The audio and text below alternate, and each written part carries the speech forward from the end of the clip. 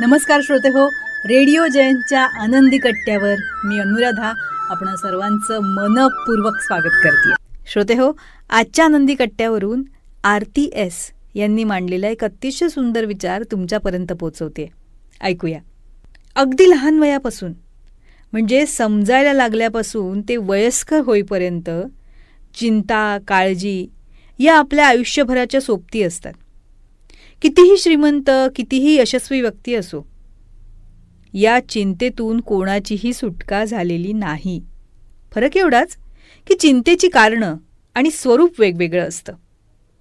भूतकाळाचा विचार, भविष्यात काय घडेल याचा विचार, अपयशाची भीती, आयुष्यात क्षणार्धात घेतलेले पण चुकीचे ठरलेले आणि न बदलता येणारे निर्णय, आयुष्यात काही अतिहुशार नाती, काही मतलबी माणसं, आपलं मानसिक शारीरिक आरोग्य किंवा आर्थिक बाबी, अशी चिंतेची अनेक कारणं असतात. याची सतत काळजी आपण करत असतो. पण काळजी करण्याऐवजी काळजी घेणं ही संकल्पना आपण समजून घेतली पाहिजे. हे आपण समजून घेतलं ना तर नक्कीच आपलं आयुष्य फार सुंदर होईल. एखाद्या गोष्टीची चिंता करण्यापेक्षा चिंतन करणं म्हणजे समस्येचा बाऊ न करता त्यातून आपण कसा मार्ग काढू शकतो यावर विचार करणं. आणि सगळ्यात महत्त्वाचं म्हणजे त्याप्रमाणे कृती करणं.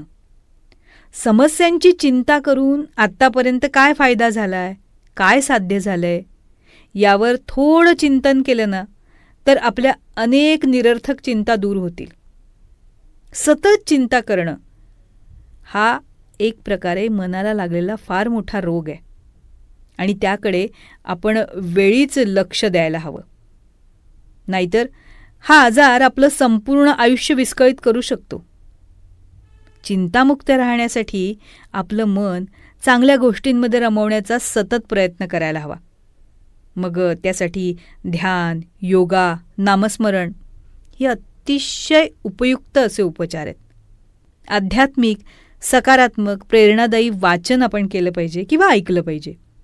निसर्गरम्य ठिकाणी फेरफटका मारायला हवा. आणि सगळ्यात महत्त्वाचं म्हणजे मनातले विचार कोणाशी तरी बोलायला हवेत किंवा एका कागदावर लिहून तरी काढायला हवेत.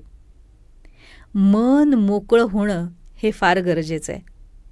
त्यामुळं कुठल्याही गोष्टीची काळजी करण्यापेक्षा काळजी घेऊया आणि आपल्या आणि इतरांच्या आयुष्यात आनंद पेरण्याचा प्रयत्न करूया. काय पटतंय ना? तर श्रोते हो, आजचा हा विचार तुम्हाला कसा वाटला याविषयी आम्हाला आपल्या प्रतिक्रिया जरूर कळवा. त्याचबरोबर रेडिओ जयंतनं चतुरस्त्र हा पॉडकास्ट सुरू केलेला आहे आणि या पॉडकास्टमध्ये प्राध्यापक, लेखक, कवी, नाटककार श्री रमेश कोटस्थाने यांच्याशी साधलेला दिलखुलास संवाद आपण बघणार आहात. या संवादाचे दोन्ही भाग आपण आपल्या चॅनलवर अपलोड केलेले आहेत, तेव्हा हे दोन्ही भाग जरूर बघा. ते तुम्हाला कसे वाटले याविषयीच्या प्रतिक्रिया नक्कीच आमच्या कमेंट बॉक्समध्ये लिहा. त्याचबरोबर श्री रमेश कोटस्थाने लिखित खुळा पाऊस या पुस्तकाचं अभिवाचन आपल्याला रेडिओ जयंतवर ऐकायला तर मिळेलच, पण त्याबरोबरच पूज्य साने गुरुजी लिखित श्यामची आई, पद्मविभूषण बाबासाहेब पुरंदरे लिखित राजा शिवछत्रपती या पुस्तकाचे दोन्हीही खंड, प्राध्यापक यशवंत पाठक लिखित मातीचं देणं, डॉक्टर शुभा साठे लिखित त्या तिघी, नर्मदा परिक्रमेच्या स्वानुभवांवर आधारित प्रभू पाठक लिखित बिल्वपत्र या दर्जेदार पुस्तकांचं अभिवाचनही आपण जरूर ऐका. आणि ते आपल्याला कसं वाटलं याविषयीच्या आपल्या प्रतिक्रिया आमच्या कमेंट बॉक्समध्ये नक्की लिहा. आणि हो, रेडिओ जयंत हे यूट्यूब चॅनल लाईक करा, शेअर करा आणि सबस्क्राईब करा. याचं सबस्क्रिप्शन फ्री आहे.